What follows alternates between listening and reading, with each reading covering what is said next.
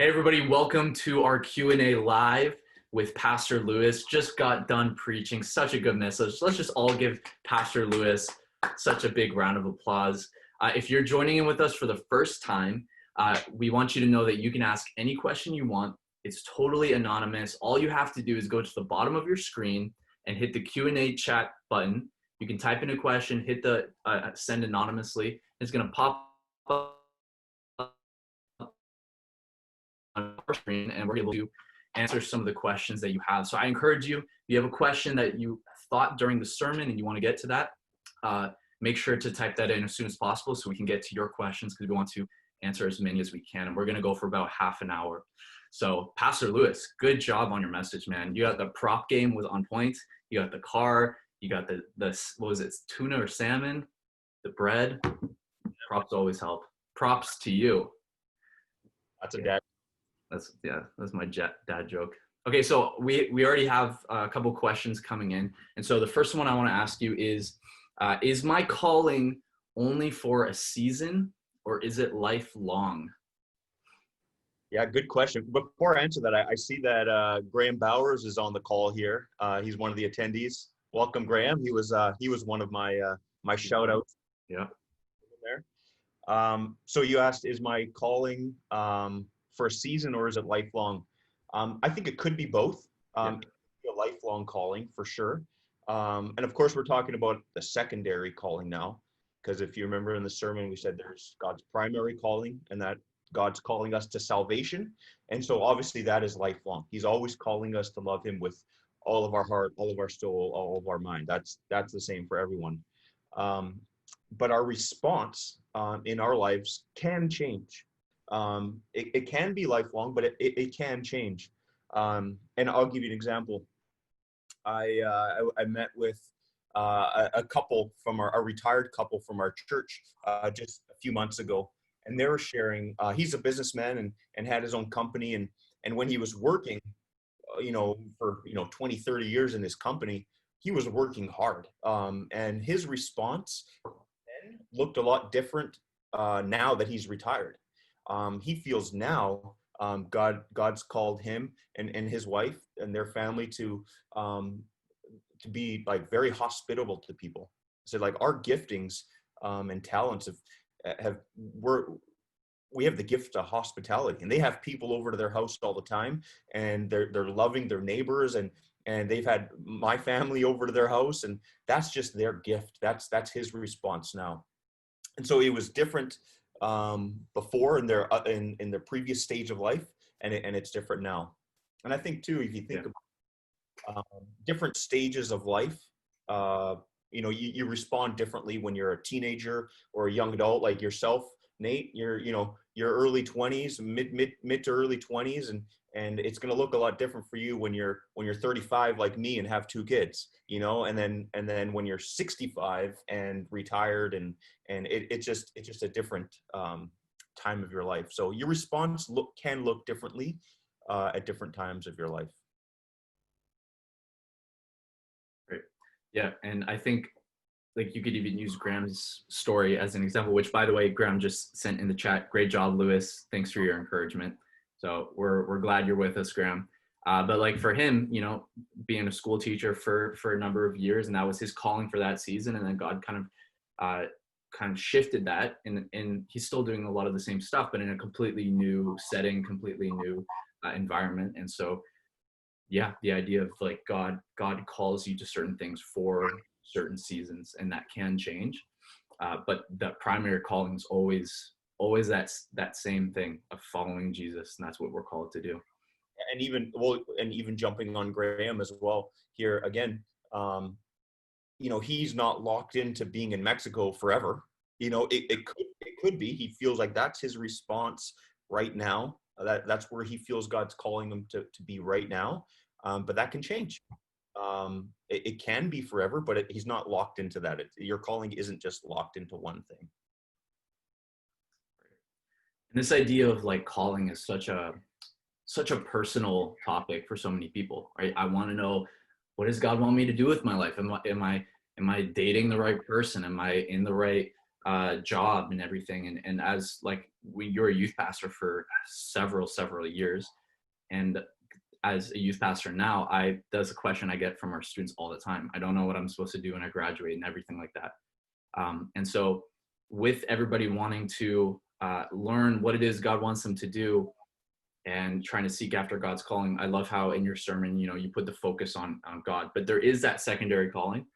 And a lot of times in the church world, there are people who will come up to you and say, oh, I see this in you, and I feel like this is God's calling. Somebody prophesies over my life and says that I'm called to something, and I'm not so sure I agree with that.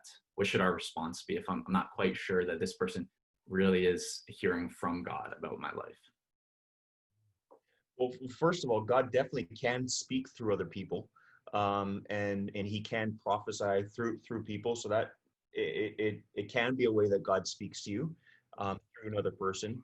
But in that example, if someone prophesies something and says, I feel like God told me this, or that you're called to this, it has to resonate with you as well.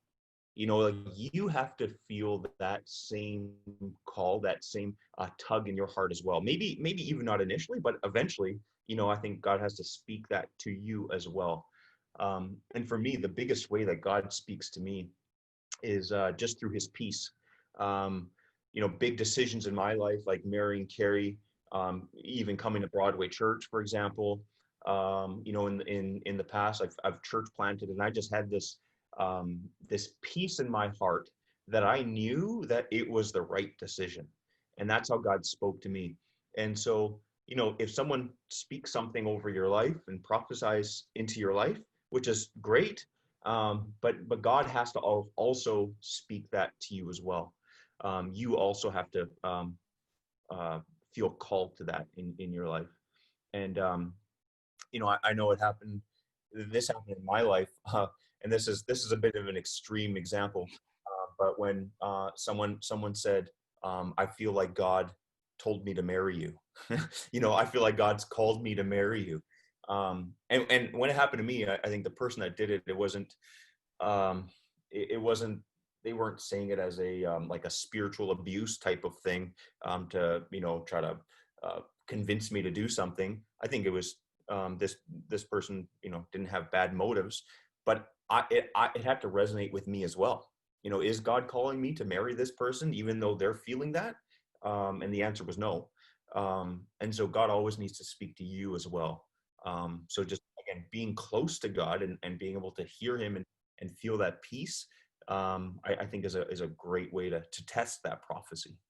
Yeah, for sure. I remember in my life when I was 18 years old, and I went on tour with my Bible college that I was going to.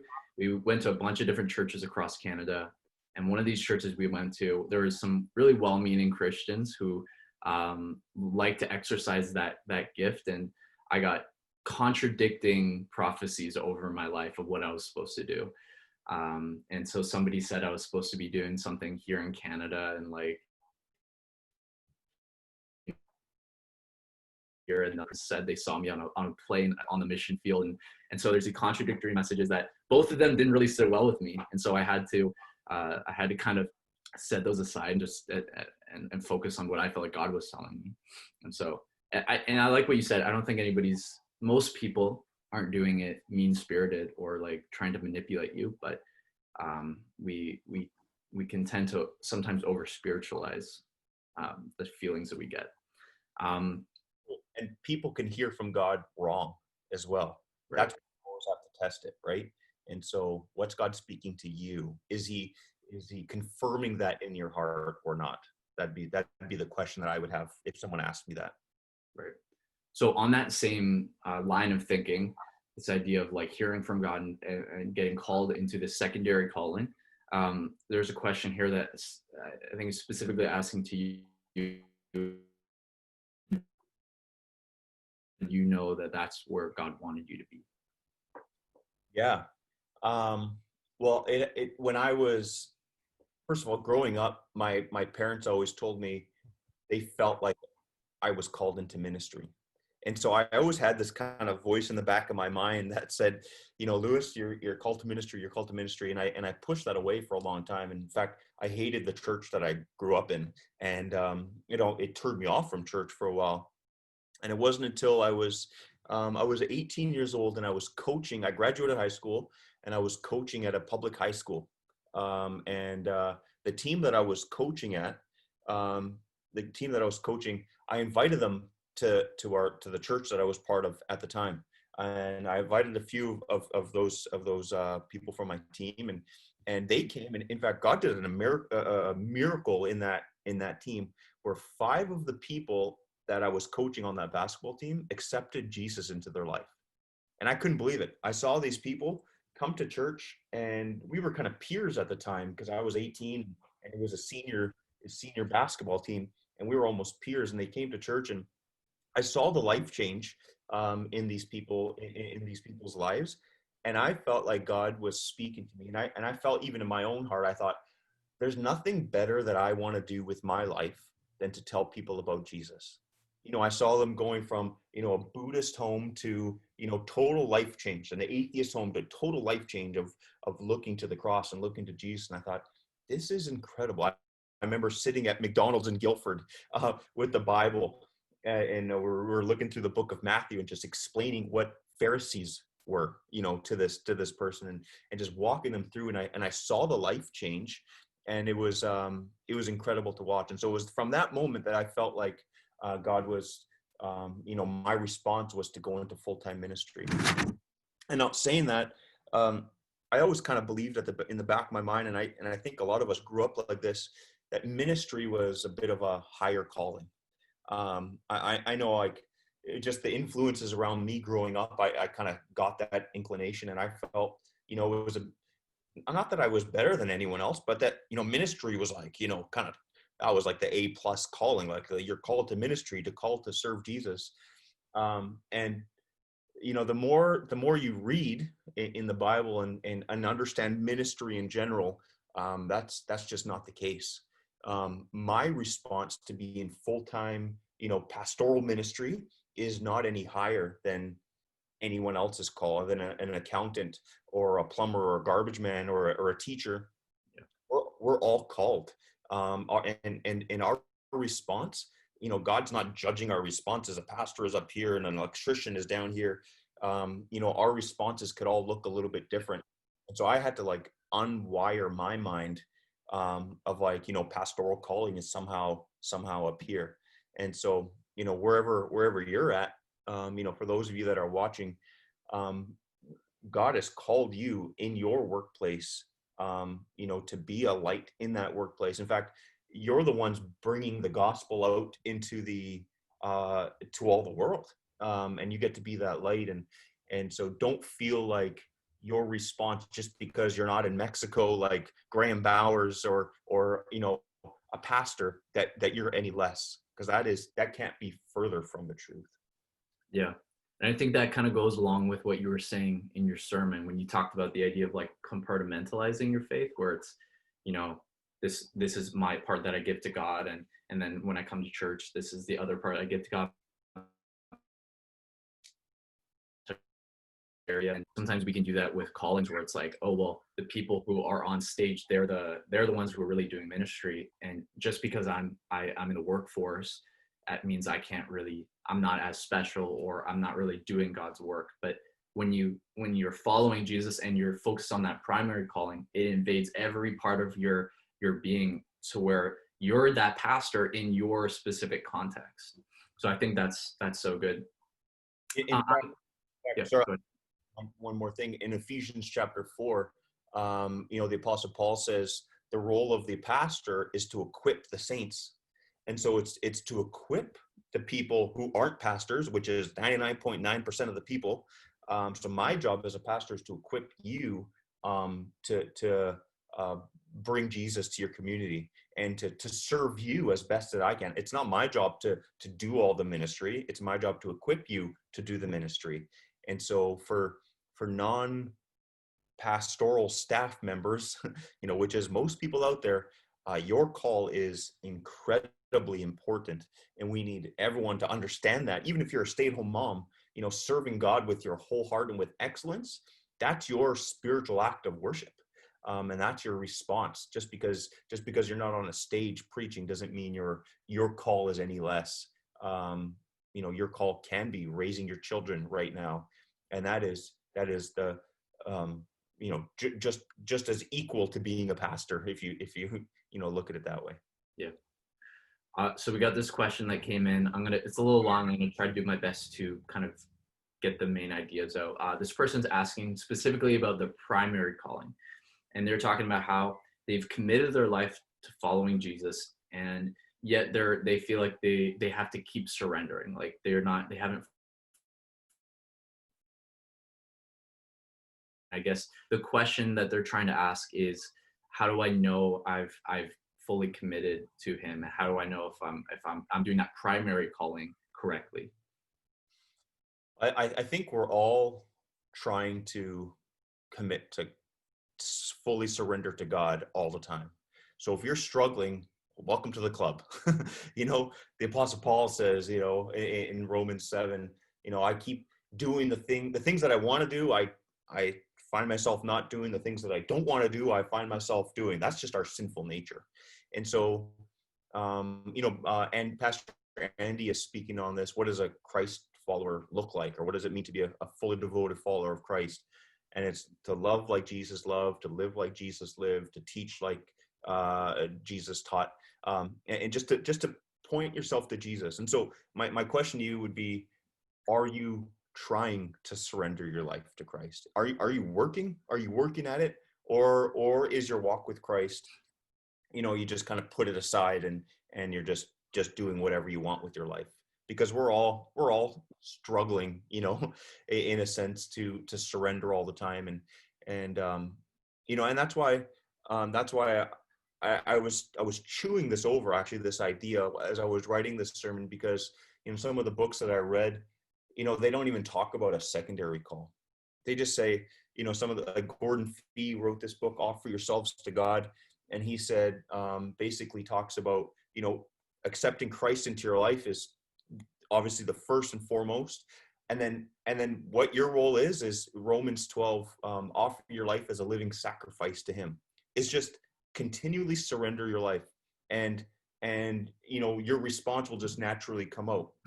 We don't even talk about a secondary call. He just says, surrender your life to God, and then just live that seamless life. Allow God to surrender, just continue to surrender every part of your life. And that is your spiritual act of worship. And so we're all work in progresses. And that's the reality. And that's why I said, if you look at the big picture, if you're working hard at surrendering your life, you're gonna hear from God, and you're gonna be able to listen to his voice more carefully. But I also encourage you, be part of a small group. That's big. Like little things like that. Attend church regularly. Are you giving? That's a question that I would ask someone that say, am I a fully devoted follower of Christ? Are you giving? Are you trusting God with your finances? Are you spending time with him? Are you connected to him? John chapter 15 says, the vine and the branches. Are you connected to God? Those are all questions that I would ask to say, show me how much time you're spending and who you're spending that time with, and where your finances are going. And that'll give me a pretty good idea of your walk with Christ. So good. I think to add on to that, I would say, like, the fact that you're even asking that question shows that you probably are on the right track, because you're trying to pursue Christ and you're trying to grow closer to him. Somebody who doesn't care and is somebody that you'd be more worried about, because they're not interested in pursuing Jesus more. But the fact that you're asking these questions and saying, man, I want to surrender more, shows that you're on that right track. So and yeah. accelerate your spiritual growth as well is simply serving somewhere, being part of a team. And I know now it's a little bit harder now with COVID, but if you want to continue to grow in your faith, be part of a team. Join a team, serve somewhere, be part of a group.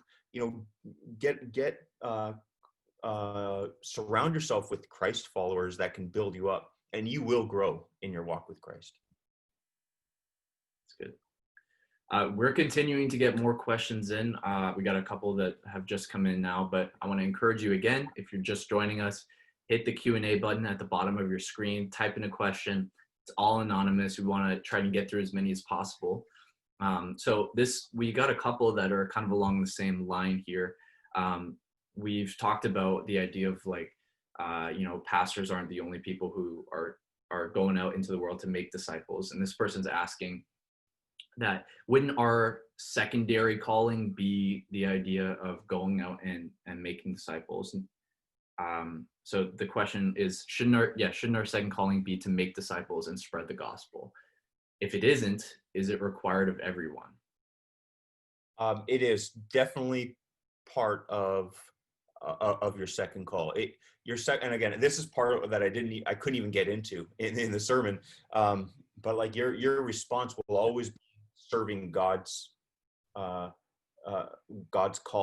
and his call. He calls all Christ followers to go out and make disciples. That we should all be doing that. We should all be looking to being a light in our communities, and I can give you a list of things that we should all be doing. But I would even say, if you understand your primary call, if you're giving God all your heart, all your soul, all your mind, all your strength, you're going to naturally be a light in your your neighborhood, your workplace. And so definitely 100% our response is to tell people about Christ. Yeah. Our response should always be for other people. It should never be out of selfish motives. And Christianity, it's we're called to be evangelists. We're all called to be evangelists. It's the only thing that it separates us from a lot of other religions where we have this good news. And so yes, definitely our call, our response must include telling others about Right. Jesus. It's almost like it's part of the primary calling, right? Because if our primary calling is following Jesus, that's part of following Jesus. And that means that in whatever secondary calling context you find yourself in, that's part of you, is that idea of spreading the gospel, which I think is so important. The closer you get to Christ, the more you surrender to him, again, your primary call, the more you're giving him all your heart, all your soul, all your mind, all your strength, it'll just bubble over in your life. Right. People will see it. You'll understand. You'll turn to Matthew 28, the Great Commission, and you'll say that, of course I need to be doing this. So that's a domino effect of just understanding who God is. And so, yeah, I encourage you, even if you're trying to figure out what's my response, be a light. that as simple as that, be a light. Tell people about Christ, whatever that looks like in your context. Sweet. All right, a couple more questions here. This next one is, how do I discern God's voice? Yeah, that's good. That's a good question. The simplest answer is, the more time you spend with Christ, the clearer his voice is going to become. And so again, I refer to John passage where the vine and the branches, if you're connected to God, you're going to be able to hear him more clearly. God speaks through his word. He can speak through his word to you. He can speak through other people to you.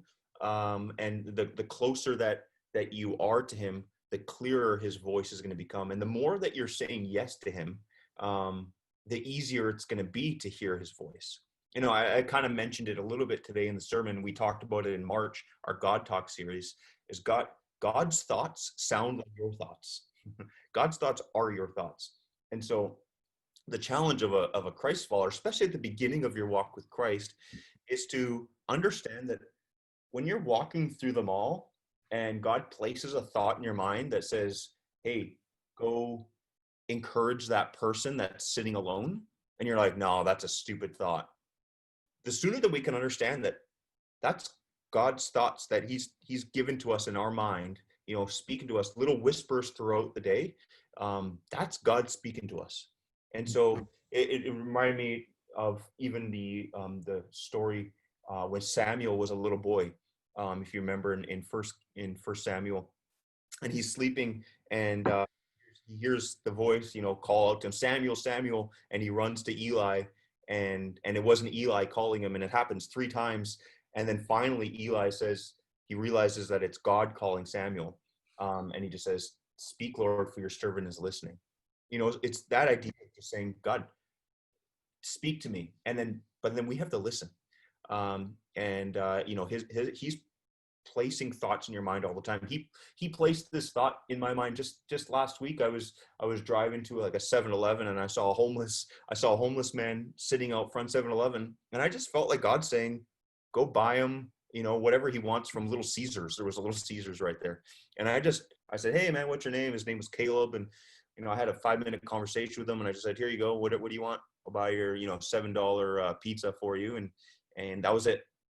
What came out of it? Nothing. He doesn't know I'm a pastor. He doesn't know I'm a Christian. I just felt like God was speaking that to me. And it's like the more we say yes to those little things, the clearer his voice becomes. And so just continue to get close to him and actually just listen to those thoughts that he's placing in your mind. Right. Yeah, that's so good. That idea of the more time you spend with him, the more you listen for his voice, the clearer you're going to recognize his voice. Even Jesus says in the Gospels, like, my sheep know my voice and I call them by name, right? Like if I've heard the analogy of like if you were to call me and I had no caller ID, I would recognize your voice because I've talked to you enough that I would be, oh, hey, Lewis, even if you didn't say it was you.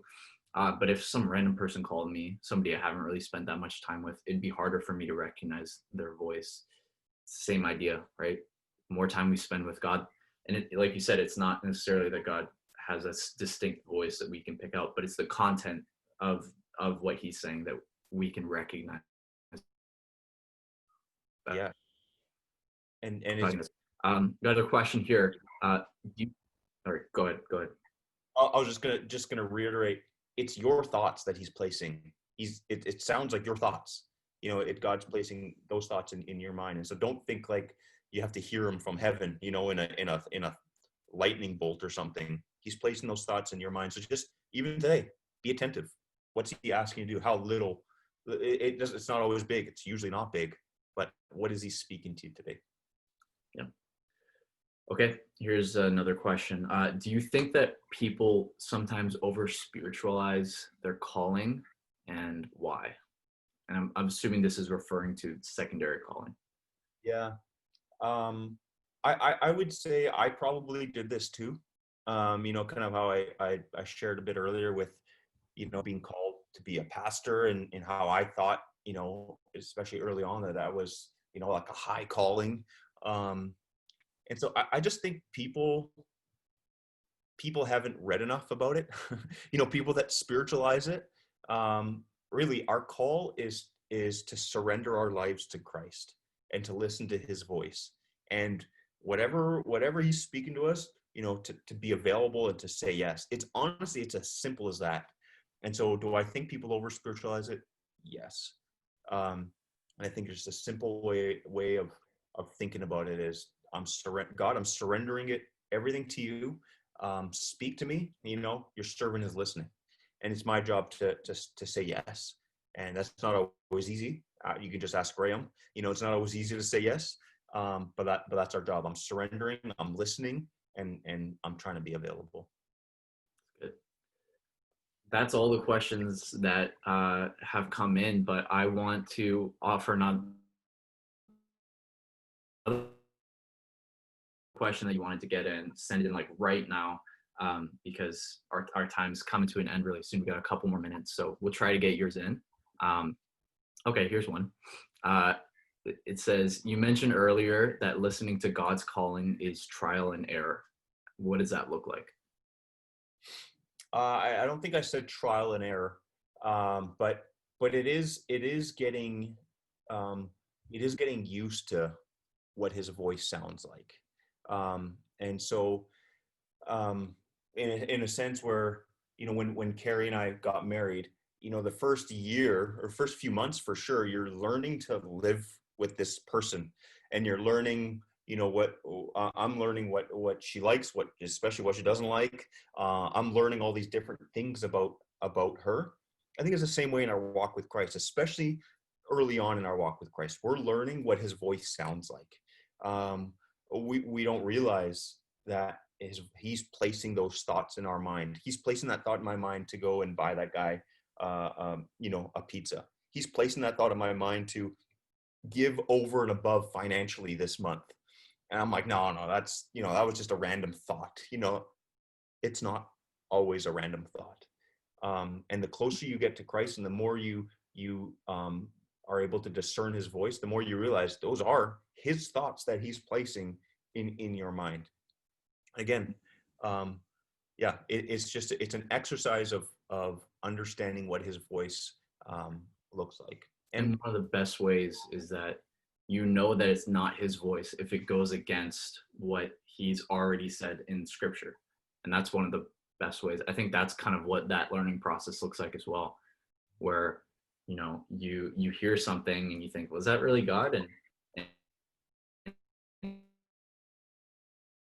scripture, and it's a pretty good sign that it's not, maybe that's just your thought or whatever.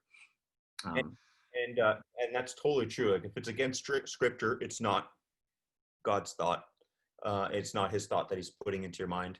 And also like I use I talk to my friends about it all the time. Like I'll talk to you, Nate, if I have a thought, or even Pastor Simon, Pastor Paul, Andy. These are all people that I've surrounded myself with, and we all work together, which is nice. But I got this thought. What do you think? And you talk about it with godly people, not your drinking buddy from high school, right? But like godly people, and they can help discern that as well for you. It's good. Okay, well, it's 1:40. We went over 1 minute, but that's just because it was so good. If you were send in a message, make sure to email Pastor Lewis if maybe another question comes to your mind. I'm sure Lewis would love to respond to you. And thank you so much for joining in on this Q&A live. Make sure to join us again next week. Pastor Simon's preaching next week, right? Yeah, it's going to be a good one. I've heard it. It's good stuff. So thanks again for joining in, and we will see you guys again next Sunday. Have a good one.